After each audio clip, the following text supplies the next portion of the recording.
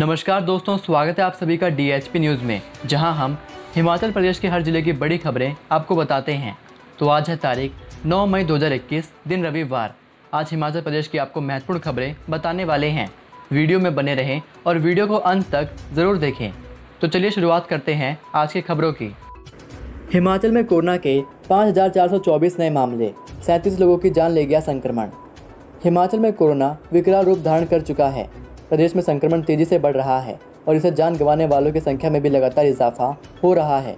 शनिवार शाम तक के आंकड़ों पर गौर करें तो प्रदेश में कोरोना संक्रमण के 5,424 नए मामले सामने आए हैं और अब तक 1,817 लोग जान गंवा चुके हैं, जबकि पिछले कल 7 से 7:30 बजे तक 1,780 लोगों की मौत हुई थी। इसी के साथ अभी तक 3,007 लोगों ने कोरोना को मात दी है। हिमाचल में इस समय 1,28,330 संक्रमित हैं और इनमें 31,893 एक्टिव मामले हैं। सबसे अधिक 1,260 मामले कांगड़ा के सामने आए हैं। इसके बाद मंडी का नंबर है, यहाँ से 981 मामले संक्रमण के दर्ज हुए हैं। इसके अलावा बिलासपुर से 302, चंबा से 248, हमीरपुर से 567, किन्नौर से 107, कुल्लू से 126, लाहौल स्पीति से 15, शिमला से 568, सिरमौर से 319, सोलन से 670 व ऊना से 261 नए मामले सामने आए हैं।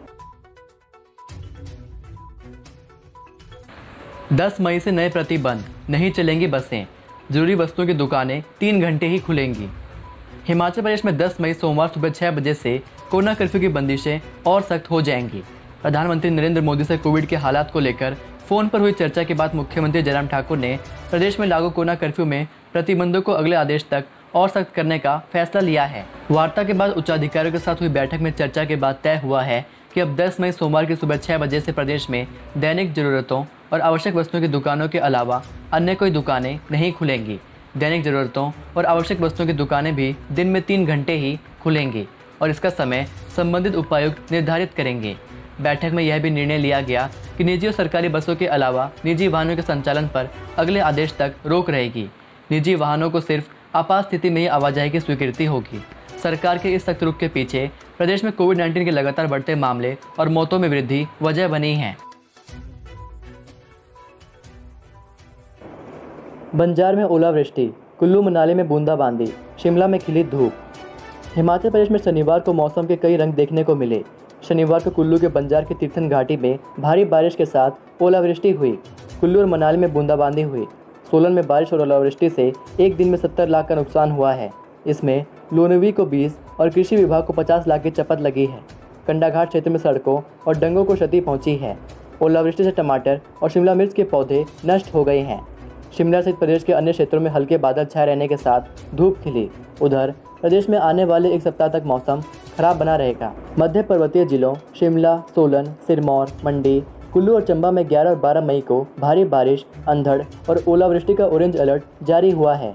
मैदानी जिलों ऊना, बिलासपुर, हमीरपुर, कांगड़ा में इस दौरान बारिश और अंधड़ का येलो अलर्ट है।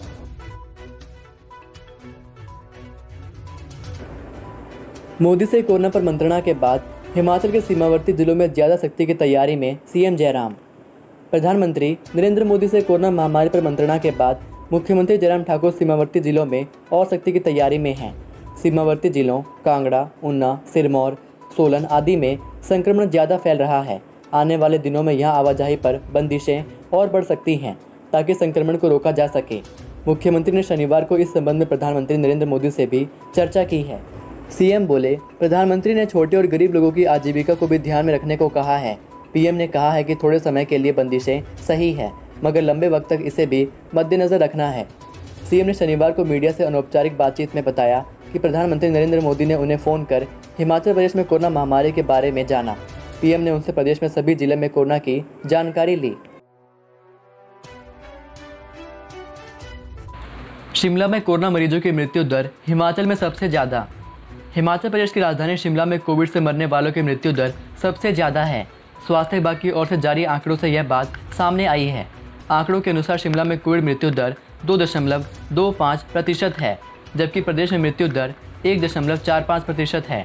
चंबा में मृत्यु दर 1.21, कांगड़ा में 1.99%, कुल्लू में 1.18, मंडी में 1.19, सोलन में 0.91 और ऊना में 1.61% है। कोविड से रिकवर होने के मामले में सबसे खराब हालात कांगड़ा जिला के हैं। यहाँ रिकवरी दर 66.6% है। शिमला में 82, मंडी में 81.1, ऊना में 79, कुल्लू में 82.9 और चंबा में रिकवरी दर 75% है। प्रदेश में रिकवरी दर 81.9% है।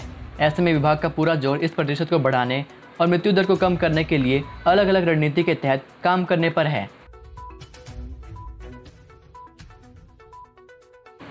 मामूली कहासुनी पर दांतों से चबाकर अलग कर डाली अंगुली, इलाज के बाद भी नहीं जुड़ी। हिमाचल प्रदेश के हमीरपुर जिले में थाना क्षेत्र नादौन के अंतर्गत धनेटा के बलो गांव में दो पक्षों के बीच हुई मामूली कहासुनी में एक व्यक्ति ने दूसरे की अंगुली दांतों से इतनी जोर से चबा डाली कि अंगुली हाथ से पूरी तरह अलग हो गई। चिकित्सकों की लाख कोशिश के बावजूद इसे दोबारा नहीं जोड़ा जा सका। नादौन पुलिस को दिए बयान में पीड़ित राजेश कुमार पुत्र दर्शन कुमार निवासी गांव भलो ने कहा कि 5 मई को दोपहर के समय जब वह अपने ट्राले में तूड़ी लेकर घर की ओर जा रहा था तो घर के निकट ही उसके पड़ोसी ईश्वर कुमार ने ट्राला रोककर उसे ड्राइविंग सीट पर ही मारना पीटना आरंभ कर दिया। राजेश कुमार ने कहा कि इसी दौरान आरोपी ने उसके बाएं हाथ की कलम वाली अंगुली इतनी बुरी तरह से मुंह में चबा डाली कि वह हाथ से अलग होकर नीचे गिर गई। पुलिस ने मामला दर्ज करके आगामी कार्रवाई शुरू कर दी है। फर्जी कोविड प्रमाण पत्र के साथ हिमाचल में की एंट्री तो होंगे गिरफ्तार, डीजीपी के सख्त आदेश। कोरोना काल में हिमाचल में एंट्री के लिए शुरू की गई ई पास सुविधा का कुछ लोग गलत फायदा उठा रहे हैं, लेकिन अब ऐसे लोगों पर सख्त कार्रवाई की जाएगी। डीजीपी संजय कुंडू ने सख्त आदेश देते हुए कहा है कि जो भी फर्जी कोविड प्रमाण पत्र के साथ आएगा उसके खिलाफ मामला दर्ज कर उसे गिरफ्तार किया जाएगा। वहीं हाल ही में सामने फर्जी पास मामले को लेकर डीजीपी ने कहा कि उन्होंने फर्जी पास को लेकर सख्त दिशा निर्देश दे दिए हैं। यह बात हिमाचल प्रदेश पुलिस महानिदेशक संजय कुंडू ने जिला सोलन के परवाणु में कही।